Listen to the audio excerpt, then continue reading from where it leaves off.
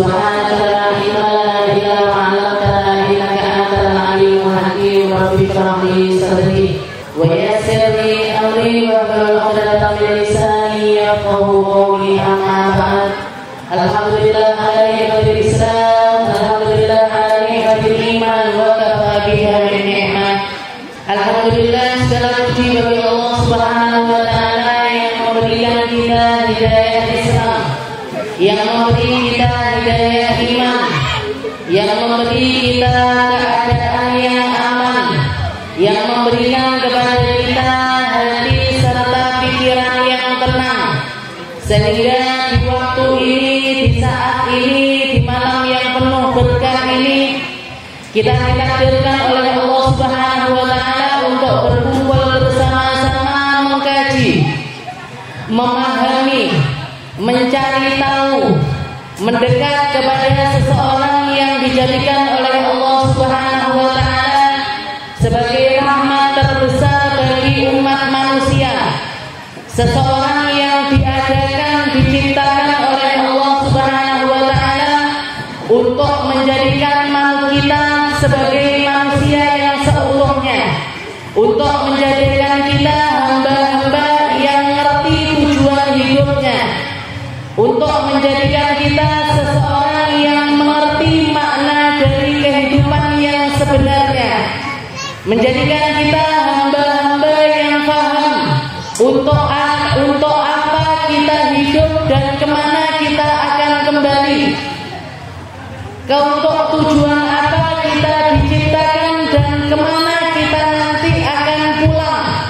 Nabi kita Nabi Muhammad sallallahu alaihi wasallam, wasilah kita untuk menuju Allah, wasilah kita untuk masuk surganya Allah, wasilah kita untuk memberatkan timbangan-timbangan amal kita, wasilah kita untuk tidak dipermalukan di padang mahsyarnya, wasilah kita untuk selamat sampai ke dalam surganya.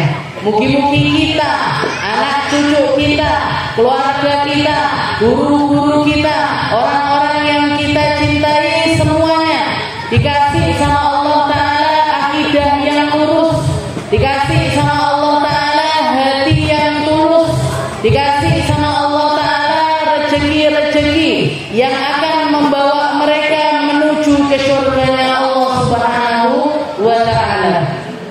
Hari ini kita berkumpul di saat kita bisa duduk nyaman tanpa takut adanya bom ataupun juga peluru, di saat kita bisa makan dan minum dengan enak dan nyaman, di saat kita bisa tidur nyenyak setiap malamnya. Di sana sebagian dari saudara-saudara kita, sebagian dari orang-orang muslim, sebagian dari orang-orang yang juga sujud rukuk sebagaimana kita sujud dan rukuk, mereka mempertahankan Masjidil Aqsa, mereka mempertahankan buminya para nabi, mereka mempertahankan negeri ketiga paling suci setelah Mekah serta Madinah, yaitu bumi Palestina, bumi Syam, tempatnya para nabi-nabinya Allah Ta'ala berjuang mendakwahkan agamanya Allah Subhanahu wa ta'ala. Di dalam Al-Quran Allah Subhanahu wa ta'ala mengatakan, wa may ya'tasim billah faqad hudiya ila siratin mustaqim. Mereka-mereka yang berpegangan dengan talinya Allah, mereka-mereka yang bersatu karena persamaan tauhidnya kepada Allah, mereka-mereka yang merasakan hal yang sama seperti yang dirasakan hamba-hamba Allah yang lainnya, faqad hudiya ila siratin mustaqim. Sungguh mereka ada di dalam jalan yang benar, sungguh mereka ada di dalam jalan yang lurus. Di dalam hadisnya Nabi Muhammad sallallahu alaihi wasallam, man la yubali bi amrina falaysa minna. Barang siapa yang enggak peduli dengan keadaan muslim yang lainnya, maka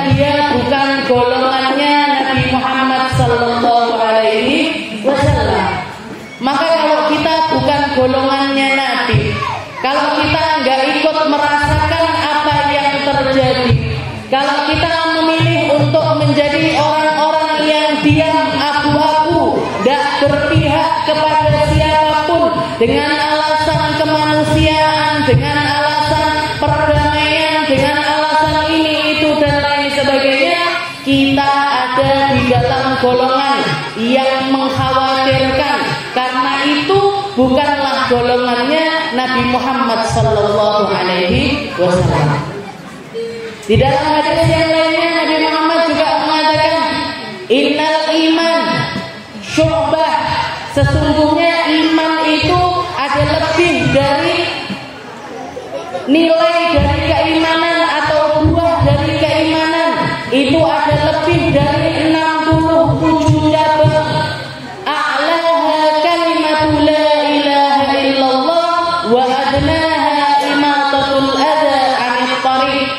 Nabi Muhammad mengatakan yang paling tinggi dari buahnya iman atau cabang keimanan adalah ketika kita dimampukan sama Allah Ta'ala untuk mengucapkan la ilaha illallah. Ketika kita mampu mengucapkannya sidqan min qalbina, dengan keseriusan hati, dengan ketulusan hati, dengan kebenaran kepercayaan kita, maka ini adalah bentuk keimanan yang tertinggi. Adna a'laha kalimatu la ilaha illallah. Sedangkan paling rendahnya bentuk iman atau paling rendahnya cabang iman tersebut, katanya Nabi Muhammad, imatatul adha 'anil thariq,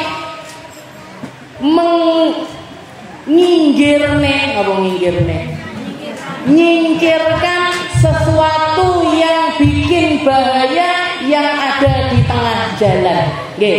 Jadi katanya Nabi Muhammad, paling minimalnya bentuk iman, kalau orang ngaku di dalam dirinya ada iman, kita kelihatan ada bahaya, disingkirkan, bukan diem aja. Ngelihat kita lagi jalan di jalan, ngelihat di tengah jalan ada paku, ketusuk kaki kita, kena sandal kita, dilepas dari sandal, diuncal neneh neng tengah jalan. Niki beres mau mboten? Ndak beres, Bu. Ini orang ndak beres. Minimalnya kalau kita ngaku sebagai ahli iman, ini paku yang sudah nancep ke kaki saya, jangan sampai nancep ke kakinya orang lain. Jangan sampai kena kakinya orang lain. Jangan sampai kena bannya orang lain. Jangan sampai bahaya yang nimpa saya, jangan sampai orang lain kena bahayanya juga. Ini minimalnya iman. Makanya diceritakan ketika Nabi Allah Ibrahim, ketika Nabi Allah Ibrahim dilemparkan oleh Raja Namrud masuk ke dalam kobaran api yang luar biasa besar, datang malaikat Jibril menawarkan bantuan. Ya Ibrahim, wahai Ibrahim, maukah kamu aku bantu? Maukah kamu aku lepaskan dari ikatan? Maukah kamu aku bebaskan dari apa yang akan menimpa dirimu? Maka jawabannya Nabi Allah Ibrahim dengan tegas mengatakan, minnaka fala. Kalau bantuan itu dari dirimu, maka saya tidak butuh. Fa'amma minallah, tapi kalau dari Allah Subhanahu wa ta'ala, baru aku mau menerimanya. Maka beliau akhirnya terlimpar ke dalam tengah-tengah api yang luar biasa besar. Allah Subhanahu wa ta'ala mengatakan kepada api, ya nar kuni bardaw wa salaman ala Ibrahim. Wahai api, jadilah kamu dingin serta menyelamatkan untuk Nabi Allah Ibrahim. Untuk Nabi Allah Ibrahim. Saudara-saudara kita yang ada di Palestina, mereka menerapkan iman seperti imannya Nabi Allah Ibrahim. Mereka mencontoh seperti yang dicontohkan oleh Nabi Allah Ibrahim. Mereka sudah ada di tingkat di mana mau ditolong sama umat muslim silahkan, enggak juga silahkan. Mau orang-orang pemimpin negeri Arab hasbiyallah wa ni'mal wakil.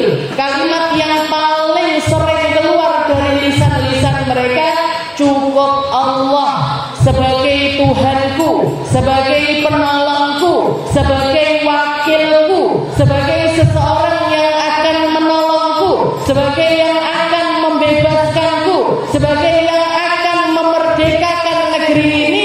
Tugas saya hanya menjaga negeri ini agar di Masjidil Aqsa tetap terdengar adzan 5 kali sehari, serta tetap ada orang-orang yang menjalankan ibadah sholat di dalamnya. Mau ditolongkah, mau enggakah, mau yang pedulikah, mau enggakah, mau ada orang datang untuk melihatkah atau tidakkah, mereka sudah ada di dalam keadaan yang tidak peduli lagi. Kalau saya berjuang sampai mati, yang saya dapatkan adalah kesyahidan. Kalau saya hidup ditakdirkan untuk hidup oleh Allah Subhanahu wa taala, saya hidup dalam keadaan mulia karena mempertahankan agama serta negeri saya. Iman mereka seperti itu, Bu. Oke. Makanya sampai banyak sekali kita lihat kalau yang eksis di media sosial, yang punya Instagram, yang punya YouTube, yang punya Facebook dan lain sebagainya, ini berita sudah enggak asing lagi. Ini berita sudah sedemikian gencarnya digaungkan di media sosial.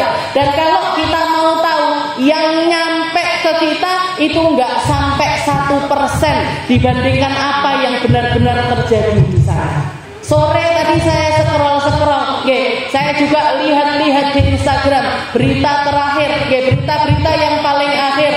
Ada seorang, jadi diteliti di seluruh jalur Gaza itu ada lebih dari 50.000 ibu-ibu yang lagi hamil. Dan rata-rata waktu kelahirannya atau waktu HPL-nya, waktu kelahiran dari bayi-bayi tersebut, kalau enggak ada yang kurang seminggu lagi, ada yang kurang 2 minggu lagi, ada yang kurang sebulan lagi, ada yang kurang 2 bulan lagi dan lain sebagainya, ada lebih dari 50.000 ibu-ibu yang dalam keadaan hamil. Sebagian di antara mereka terpaksa harus disesar tanpa bius. Dikeluarkan bayinya, dioperasi dengan operasi sesar, tapi tidak pakai bius, Bu. Jenengan bayangkan sendiri, yang pernah melahirkan, yang pernah lahiran secara sesar, dibius saja kayak gitu rasanya, apalagi tidak dibius. Bukan cuma ibu-ibu saja yang berjuang, anak-anak kecil yang kakinya robek, yang tangannya robek, yang patah tulang harus dioperasi dan lain sebagainya. Tapi karena gencatan dari berbagai macam sisi, pengobatan habis, tidak boleh ada kiriman dari luar, makanan sulit, minuman sulit, tenaga kesehatan juga ikut dibunuhi dan lain sebagainya. Banyak di antara anak-anak tersebut yang akhirnya juga harus dioperasi tanpa bius. Satu-satunya yang menguatkan mereka adalah Al-Quran. Satu-satunya yang bikin mereka tegar adalah Al-Quran. Satu-satunya hal yang tetap menguatkan jiwa mereka adalah adanya titipan-titipan iman yang luar biasa besar di dalam hati-hati mereka. Kalau hari ini kita banyak di antara umat muslim kita, banyak di antara orang Indonesia yang masih harus mikir 2 kali, bahkan 3 kali, bahkan 10 kali hanya untuk naruh kerudung di atas kepalanya. Sek aku durung siap, sek aku begini, sek aku tak noto hati, sek dan lain sebagainya. Perempuan-perempuan di sana bahkan di saat-saat tidurnya pun tetap istiqomah pakai kerudung. Dengan alasan apa ketika ditanya? Barangkali kalau ketika saya tidur tahu-tahu ada bom ngebom rumah saya mati, tetap dalam keadaan menutup aurat.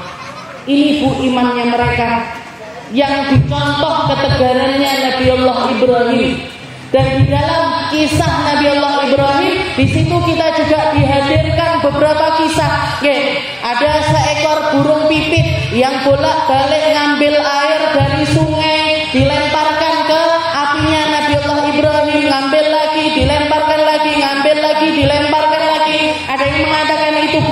pipit, ada yang mengatakan itu adalah seekor semut, ada yang mengatakan itu adalah kodok-kodok. Ngambil air disemburkan, ngambil air disemburkan. Ketika ditanya sama makhluk yang lainnya, ngapain kamu kayak gitu? Untuk apa kamu seperti itu?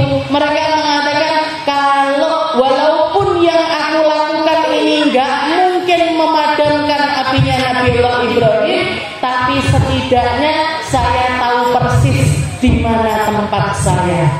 Saya tahu persis saya tidak diam saja. Saya tahu persis saya tidak berdiam diri untuk berpangku tangan nonton Nabiullah Ibrahim yang sedang dalam keadaan terbakar. Minimal saya melakukan sesuatu. Dan di dalam kisah itu juga ada yang berbalik dari itu, yang kebalikan kisah tersebut, yaitu seekor cicak yang mendekati apinya Nabiullah Ibrahim. Setelah itu dia ikut meniupkan. Ketika ditanya, kamu ngapain niup-niup kayak gitu? Saya ingin mengobarkannya lebih besar lagi. Meskipun tidak ngaruh, semburannya cicak ini tadi mungkin tidak terasa, tidak bisa besarkan dari api tersebut, tapi dia juga berpihak di tempat yang ikut membakar Nabiullah Ibrahim. Makanya di setiap keadaan, setiap kali ada bahaya, setiap kali ada maksiat, setiap kali ada kedoliman, setiap kali ada kesusahan yang terjadi, di situ manusia tergolong menjadi 3 golongan. Tempatnya manusia ini selalu ada di salah satu dari 3 golongan. Satu yang naruh bahaya, satu yang diem atas bahaya tersebut, satu yang berusaha menyingkirkan bahaya tersebut. Maka ajarannya Nabi kita Nabi Muhammad SAW, kita harus berada di tempat yang mana? Minimal nginggirne, minimal ikut serta untuk menghapuskan bahaya-bahaya tersebut semampu kita.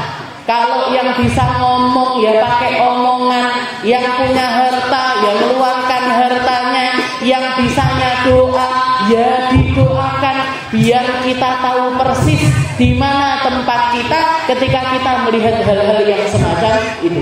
Ini cuma 1-2 kisah dari hal-hal yang luar biasa mengerikan yang terjadi di tempat tersebut. Ada anak kecil masuk ke dalam ambulan, bawa kakaknya masuk di dalam, yang dirawat di ambulan tersebut bawa tasnya dia, tas sekolahnya dia dibawa. Ditanya sama perawatnya, kenapa kok kamu mau ke rumah sakit kok pakai bawa tas-tas seperti ini, tas sekolah kok dibawa ke rumah sakit? Jawabannya si anak kecil ini tadi, iya, karena di dalam tas ini ada jasad adik saya yang sudah hancur karena terkena bom. Yang bisa saya ambil dari sisa-sisa jasadnya dia, saya kumpulkan, tak taruh di plastik, tak masukkan di dalam tas saya. Nanti kalau misalkan sudah bisa untuk menguburkan, baru akan saya kuburkan dengan layak. Ini anak kecil-kecil, Bu.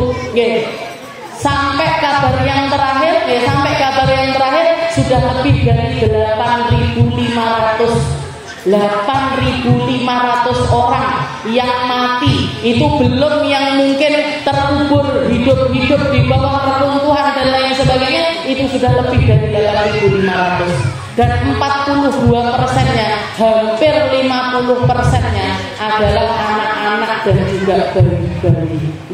Jadi sudah kejahatan yang luar biasa. Istilahnya kalau sampai kita diem, kalau sampai hati kita nggak bergerak sama sekali, kalau hati kita dingin, cuek, nggak mau tahu dengan hal yang semacam ini, enek sing salah di sini. Ada yang salah di dalam iman kita, ada yang salah di dalam ketakwaan kita, ada yang salah di dalam pengakuan kita yang mengatakan la ilaha illallah Muhammadur Rasulullah. Mugi-mugi Allah Subhanahu wa taala selalu merahmati saudara-saudara kita yang ada di Palestina. Kita mereka selalu dirahmati sama Allah taala, kita dan mereka selalu diampuni sama Allah taala, kita dan mereka selalu ada di dalam perlindungannya, kita dan mereka selalu ada di dalam keadaan-keadaan yang indah, sehingga kalau nanti di akhirat sama Allah Subhanahu wa taala kita dikumpulkan, kita kita bisa mengatakan kepada mereka, saya yang ikut mendoakan kamu, saya yang ikut bersedih bersamamu, saya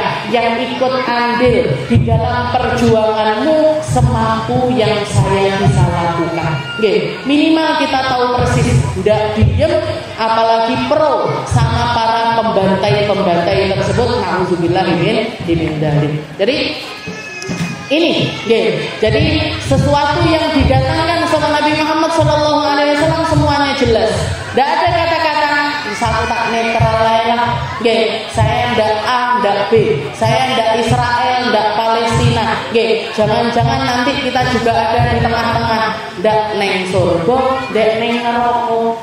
Neng tengah-tengah bu nasib kita. Neng neraka yo ora, neng surga yo ora. Ditanya kenapa? Lah kamu abu-abu dari di dunia di abu-abu, yang akhirat dia ditaruh di tempatnya orang abu-abu. Nauzubillah min dzalik. Kita lanjutkan pembahasan kita di dalam kitab Aqidatul Awam, ilmu tauhid, ta'liful ulama Sayyid Ahmad Al-Marzuqi Al-Maliki Al-Makki, wa ma hajalallahu fi syarh Aqidatul Awam, durusun mustafadah min syarh Sayyid Muhammad bin Ali bin Abbas Al-Maliki Al-Makki Al-Hasani ila an qala al-mu'allif rahimahullah ta'ala wa nafa'ana bihi bi ulumi fid darain. Qala an-nadim rahimahullah ba'du fa'lam bi wujubil ma'rifah wajibin lillahi 20 sifat wallahu mawjudun qadimun baqi mukhalifun lil khalidil itlaqi wa qa'imun wani wa wahidun wahai qadir muridun alimun bikulli syai. Kita masuk di dalam bab yang membahas tentang ilmu tauhid,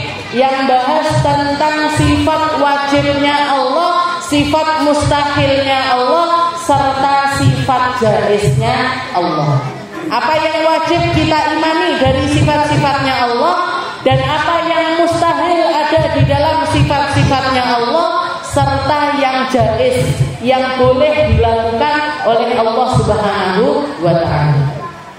Dikatakan di sini wa ba'du fa'lam biwujubil ma'rifah, seperti yang bulan yang lalu kita katakan, sesungguhnya hal pertama yang menjadi kewajibannya seorang muslim adalah ma'rifatul min wujubil ma'rifah min wajibi lillahi 20 sifat, untuk nyari tahu tentang sifat wajibnya Allah.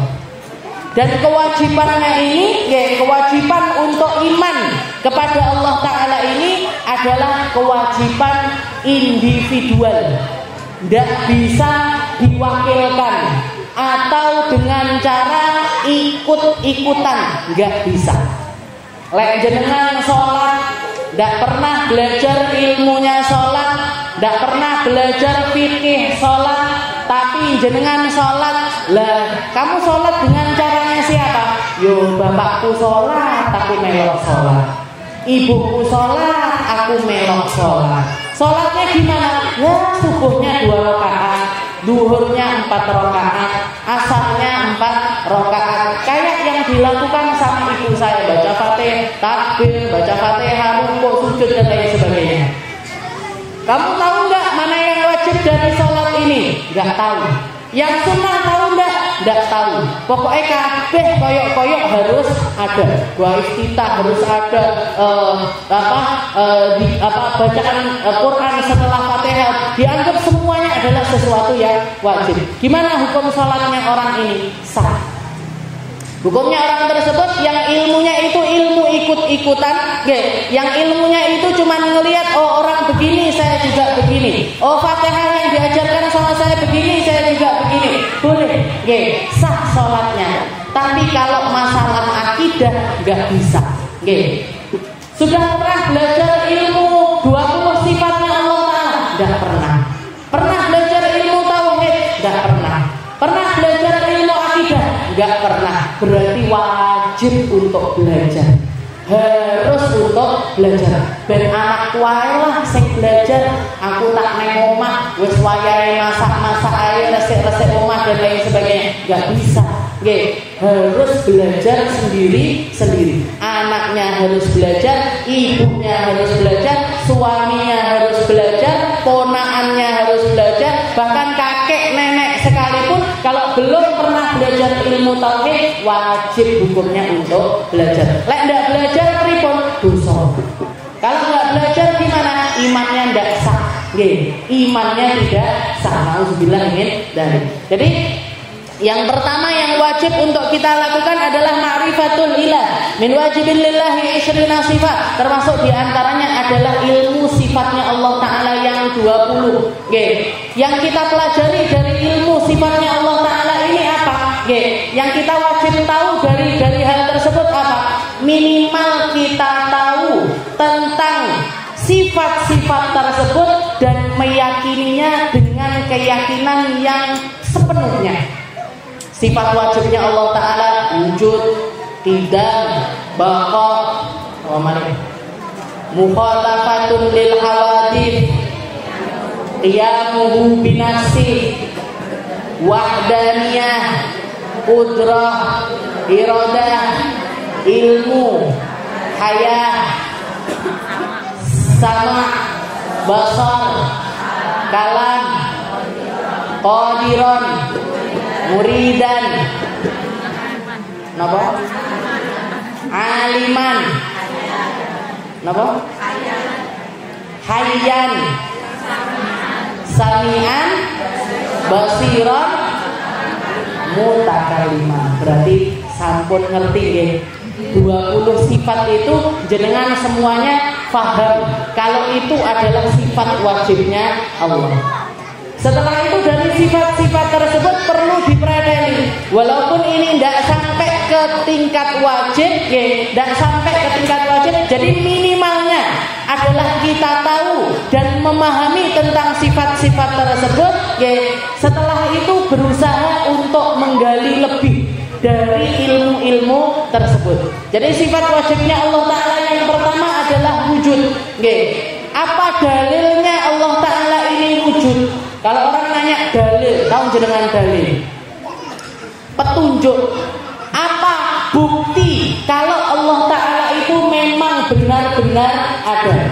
Di dalam ilmu tauhid kalau masalah dalil tentang sifat wajibnya Allah Ta'ala itu ada 2 cara untuk kita mengetahuinya. Ada yang namanya dalil akli, ada yang namanya dalil nakli. Ada yang namanya dalil akli, ada yang namanya dalil nakli. Dalil akli ini apa? Dalil yang kaitannya secara logika. Kaitannya secara logika. Logikanya Allah Ta'ala itu wujud. Logikanya Allah Ta'ala itu ada. Dan itu adalah kebenaran mutlak, kebenaran paling benar yang tidak mungkin bisa dibantah dengan apapun. Kenapa? Karena kalau ada sesuatu, maka sebelum sesuatu ini pasti harus ada penciptanya. Kayak saya, ada air minum di depan saya. Bu, ini air minum datangnya dari mana? Oh, ini ujung-ujung keluar dari meja kok Ustazah. Mungkin Bu. Ini dari meja ini tahu-tahu bus keluar ada air, wus keluar ada pulpen, wus keluar ada HP, wus keluar ada buku, sak tulisan-tulisannya. Mungkin apa betul? Tidak mungkin. Makanya ketika ada satu Arabi, ketika ada satu orang Badui yang ditanya, "Mad dalil 'ala Allah?" Apa dalilnya kalau Allah Ta'ala itu ada? Maka dia mengatakan, bukankah kalau kita jalan di atas pasir ada jejak-jejak kaki di situ, itu menunjukkan tentang keberadaan kita?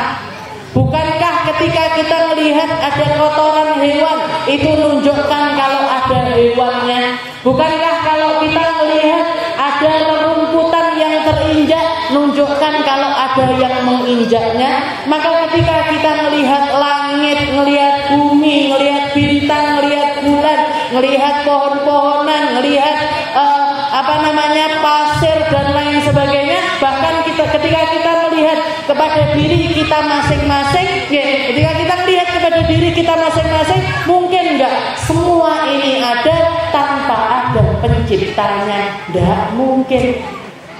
Kalau ada laut, berarti ada penciptanya laut. Kalau ada langit, berarti ada penciptanya langit.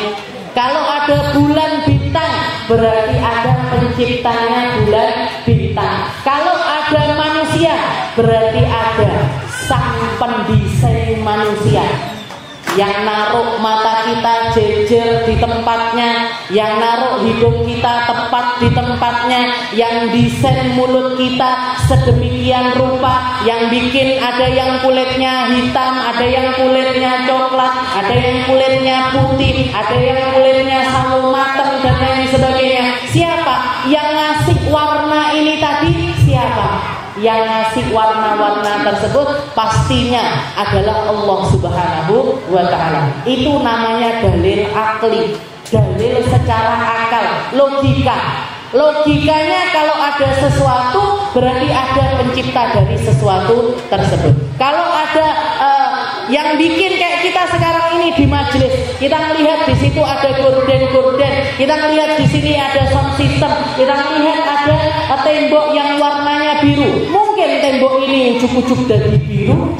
Tidak mungkin. Enek sing noto botone, ada yang naruh semennya, ada yang ngelepo, ada yang ngecat. Ini kita yang kondisikan majelis ini. Ada yang naruh gorden-gorden ini, kipas angin yo ndak murut lek ndak dicetek nih. Sound system ndak akan nyala kalau ndak ditaruh di tempatnya, setelah itu disetting dan lain sebagainya. Maka ini secara akal kita bisa melihat, kita bisa baca, kita bisa memikirkan bahwasanya gak mungkin dunia ini ada tanpa ada penciptanya. Gak mungkin matahari ada tanpa ada penciptanya. Gak mungkin bulan ada tanpa ada penciptanya. Mbak beduduk ujuk-ujuk metu. Nggih. Sing noto sapa? Sing merawat siapa? Nggih, yang bikin dan juga merawatnya ini siapa? Pastinya kalau orang-orang barat, orang-orang mulhidin atau mereka-mereka yang enggak percaya sama Allah Ta'ala, enggak percaya kalau adanya sang pencipta, mereka mengatakan, "Dah, ini cuman ada kekuatan di balik kekuatan." Goleki kekuatan di balik kekuatan ini siapa? Nggih, digoleki habis ketemu nyari lagi. Di balik kekuatan yang besar ini ada kekuatan lagi. Terus kekuatan sampai mati tidak temu-temu. Padahal jawabannya sudah ada semenjak zamannya Nabi Allah Adam. Semenjak manusia pertama yang diciptakan sama Allah Ta'ala, keberadaan Allah Ta'ala ini adalah ada dan tidak bisa diingkari oleh apapun. Dan itu menjadi fitrahnya manusia. Jadi fitrahnya manusia itu punya tauhid di dalam dirinya. Kenapa? Karena bahkan di alam arwah sekalipun Allah Subhanahu wa Ta'ala sudah mengikrarkan di hadapan semua ruh yang diciptakan sama Allah Ta'ala. Allah Ta'ala mengatakan, "Alastu birabbikum." Bukankah aku adalah pencipta kalian semuanya? Maka di saat itu semua ruh tersebut mengatakan, "Bala wa rabbina." Benar ya Allah, Engkau adalah Tuhan kami. Benar ya Allah, Engkau adalah Tuhan kami. Tapi begitu dilahirkan, katanya Nabi Muhammad, kullu mauludin yuladu ala fitrah. Bayi semua dilahirkan itu suci. Bayi semua dilahirkan itu dalam keadaan bertauhid. Bayi semua yang dilahirkan itu semuanya adalah percaya dengan Allah Subhanahu wa Ta'ala.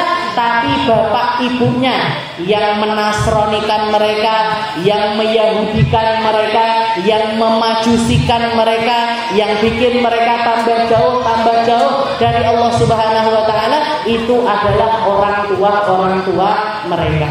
Tapi kalau anak-anak sebenarnya mereka semuanya adalah bertauhid. Itu adalah dalil akli.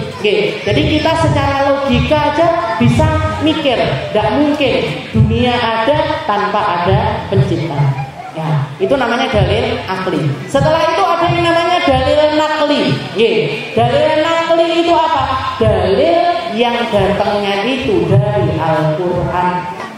Dalil yang dimaktubkan oleh Allah Subhanahu wa Ta'ala di dalam Al-Quran. Allah Subhanahu wa Ta'ala mengatakan di dalam Al-Quran, "Innani anallahu la ilaha illa ana fa'budni."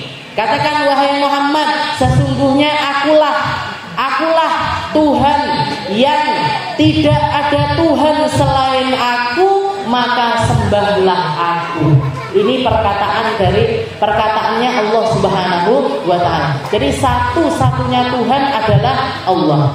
Di dalam ayat yang lain Allah Ta'ala juga mengatakan awalam yatafakkaru fi anfusihim ma khalaqallahu samawati wal arda wa ma bainahuma illa bil haqq wa ajalin musamma wa inna katsiran minan nasi bi liqa'i rabbihim lakafirun. Awalam yatafakkaru, apa manusia ini tidak pernah punya waktu untuk berpikir? Apa manusia ini nggak bisa memikirkan fi anfusihim, bahkan terhadap diri mereka sendiri, terhadap apa desainnya Allah Ta'ala yang ada pada diri mereka? Abah saya dulu itu pernah mungkin sekitar saya masih kelas 4 atau 5 SD. Abah saya itu pulaan ke Surabaya, di tengah jalan keserempet truk gandeng.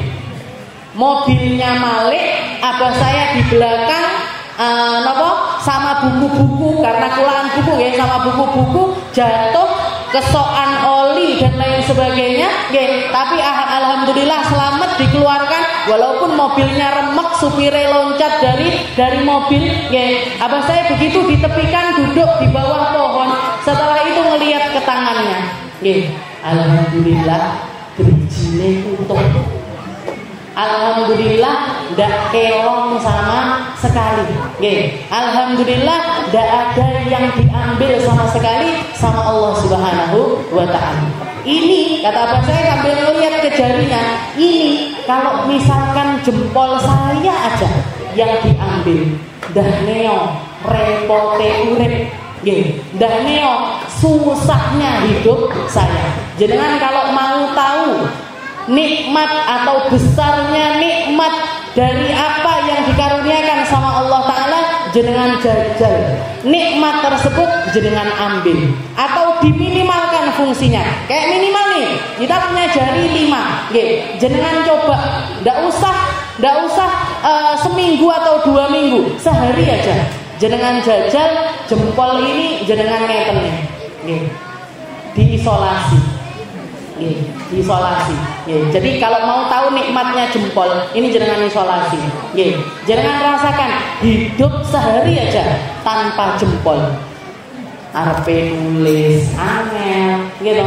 Jenengan yang punya bayi, arep nyewoki anake, jikok gayung yo angel, mau nyuapin anaknya angel, mau minum angel, mau nyapu angel, mau ngepel angel, isah-isah angel, napa jemur baju, saya megang mic yo angel. Kalau misalkan nggak ada jempol, ini baru nikmat jempol.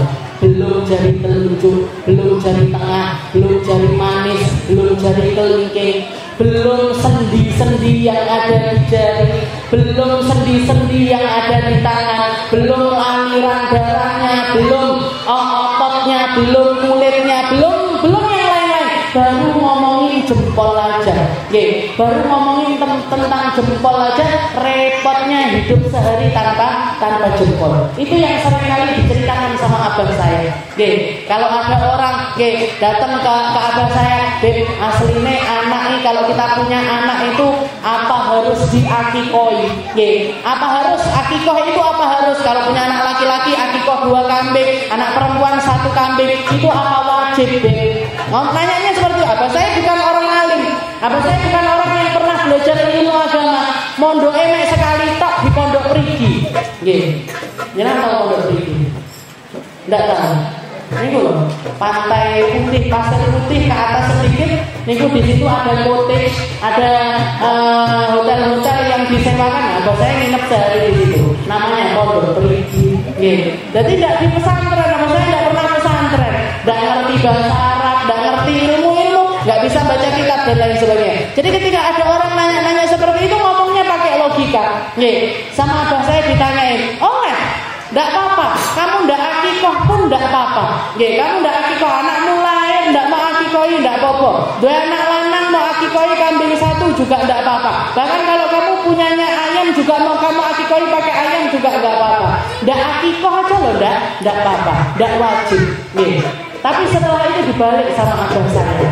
Tapi opo yo nemen banget, kamu dapat karunia dari Allah Subhanahu wa ta'ala, dapat istrimu bisa melahirkan anak yang sehat, anak yang sempurna, motone nenggone, hidungnya di tempatnya, mulutnya di tempatnya, telinganya di tempatnya, sama Allah Ta'ala cuman disuruh sebagai tanda syukur dari kelahiran anak tersebut, sedekah kambing 2.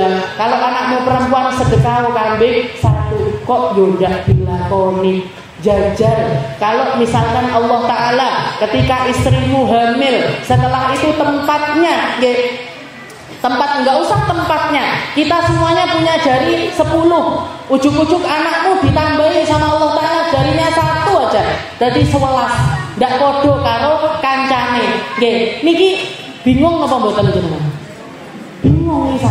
Ndak dikurangi loh, Bu, ditambahi malah. Dari sini jempolnya ada 2, yang kanan 2, yang kiri juga 2. Awas, tambah akeh. Kalau kita gini 10, dia bisa 12. Ditambahi sama Allah Ta'ala. Ini sudah bingung kita. Jadi untuk mensyukuri anak karunia yang begini besar, sehat, apalagi kalau istrinya lahirannya normal dan lain sebagainya, lahiran sesar aja loh. Dari apa yang kita sedekahkan ini tidak ada apa-apanya dibandingkan apa yang dikaruniakan oleh Allah Ta'ala kepada kita. Masa dituntut seperti itu saja kita merasa berat? Mosok cuma disuruh begitu saja kamu itu merasa berat. Syukur ini tadi nilainya nggak seberapa dibandingkan karunia yang Allah Subhanahu Wa Ta'ala berikan kepada diri. Jadi jawabinnya pakai logika, nggak pakai dalil, nggak pakai Al-Quran dan lain sebagainya. Jadi seperti itu. Jadi keberadaan Allah Ta'ala ini secara logika pasti, secara nakli, secara Al-Quran pun juga sangat luar biasa. Allah Ta'ala awalnya tafakkaru fi anfusihim. Kalau kita mau mengenal Allah Subhanahu, kalau kita mau tambah tahu kepada Allah Subhanahu Wa Ta'ala, katanya unduru, wa fi anfusikum afala tubsirun. Lihat pada dirimu sendiri, apakah kamu nggak bisa melihat dirimu sendiri?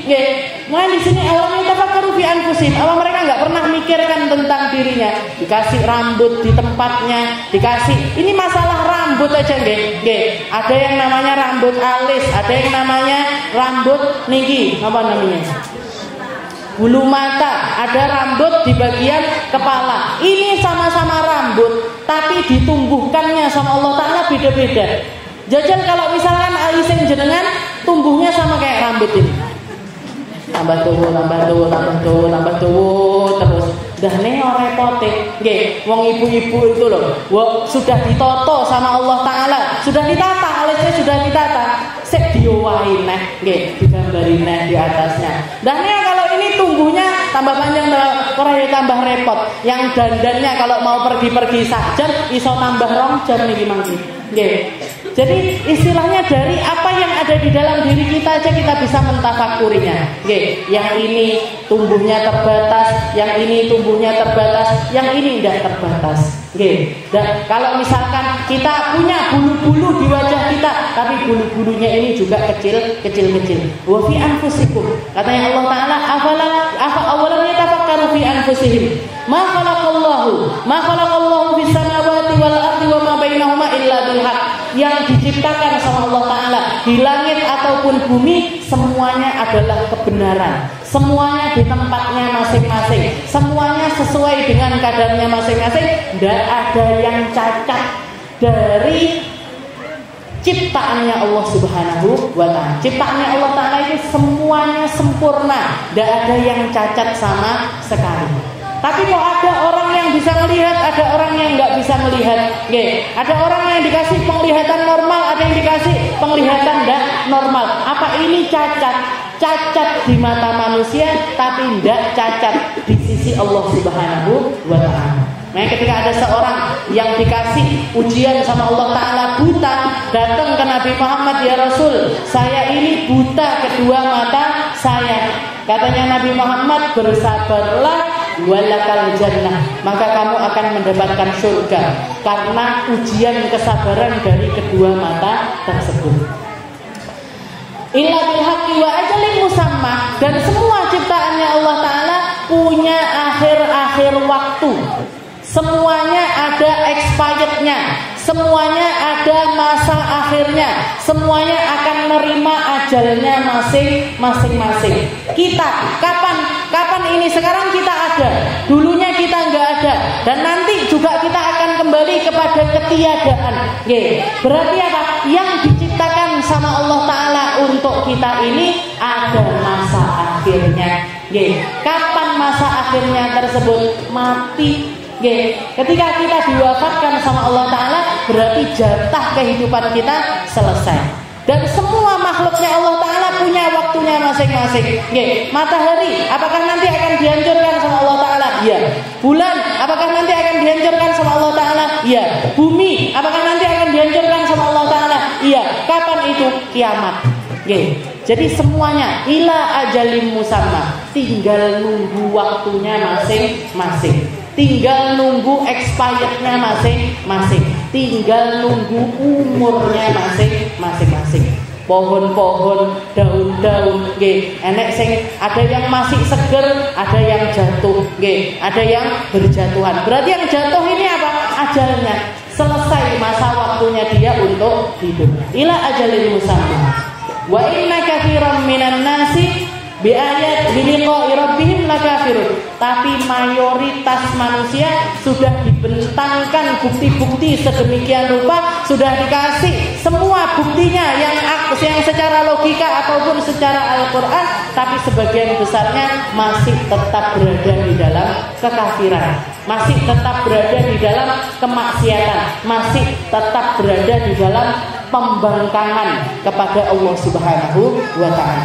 Wa inna katsiran minan nas bi liqa'i rabbihim lakafirun. Mayoritas orang, kebanyakan orang itu sama bukti-bukti, sebanyak apapun yang dibuktikan sama Allah Ta'ala kepada mereka, mereka tetap kufur terhadap hal tersebut. Nabi Allah Ibrahim ketika ditanya, ketika berhujah atau ngeladeni debat Raja Namrud yang nggak percaya dengan Tuhannya Nabi Allah Ibrahim, Allah Subhanahu Wa Taala mengabadikan debat tersebut dengan perkataan awalam taro ilal ladzi haja Ibrahim fi rabbih. Apakah coba kalian dengarkan ketika Nabi Allah Ibrahim mancing Raja Namrud untuk berdebat, ketika itu Nabi Ibrahim mengatakan Rabbiyalladzi yuhyi wa yumit, Tuhanku adalah Tuhan yang menghidupkan serta mematikan. Dijawab sama Raja Namrud mengatakan fa'ana uhyi wa umit, kalau masalah menghidupkan ataupun mematikan saya juga bisa. Saya juga bisa. Tinggal datangkan dua orang narapidana mati. Yang satu saya bebaskan, yang satu saya matikan. Yang satu saya bunuh, yang satu saya bebaskan. Persis kecongkoannya dengan orang-orang Israel atau pemimpin-pemimpin negara barat sekarang yang menganggap nyawanya manusia itu ada di tangannya, yang menganggap kalau kehidupan manusia itu dia bisa kontrol, yang menganggap kalau orang-orang ini ada di bawah kendalinya mereka. Kalau yang ini mau tak matikan tinggal ngebom, yang ini mau dihidupkan tinggal dibiarkan hidup. Mereka kan menganggap seperti itu. Ini persis seperti yang dikatakan oleh Namrud. Fa'ana uhyi wa umit. Saya juga bisa matikan orang, saya juga bisa menghidupkan orang. Maka diambil lagi. Nabi Ibrahim mengatakan lagi untuk yang kedua kali kepada Raja Namrud sambil mengatakan innallaha ya'ti bisyamsi minal masyriqi ilal maghribi fa'ti biha ilal maghribi fabuhital ladzi kafar. Tuhanku adalah Tuhan yang menerbitkan matahari dari timur, menenggelamkannya dari barat, menenggelamkannya di arah barat, maka silahkan terbitkan dia dari arah barat dan tenggelamkan dia dari arah timur. Kalau mengaku sebagai penguasa manusia, kalau mengaku sebagai Tuhannya manusia, kalau mengaku sebagai orang yang bisa mengendalikan manusia, silahkan lakukan seperti yang Allah Subhanahu wa Ta'ala lakukan. Fabuhital ladzi kafar, gak bisa ngomong apa-apa. Diam 1000 bahasa tidak mampu menjawab perkataannya Nabiullah Ibrahim. Makanya iman kita atau kalimat la ilaha illallah yang kita miliki ini adalah kalimat paling benar di atas kebenaran, kalimat yang pasti di atas setiap kepastian, kalimat yang mutlak, gak ada kecacatan di dalamnya, gak akan salah, gak mungkin salah, gak ada celah di dalamnya, karena Karena secara logika kita ada di dalam kebenaran, secara nakli pun kita juga ada di dalam kebenaran. Tinggal tugas kita jaga keimanan ini. Tinggal tugas kita numbuh kembangkan keimanan ini.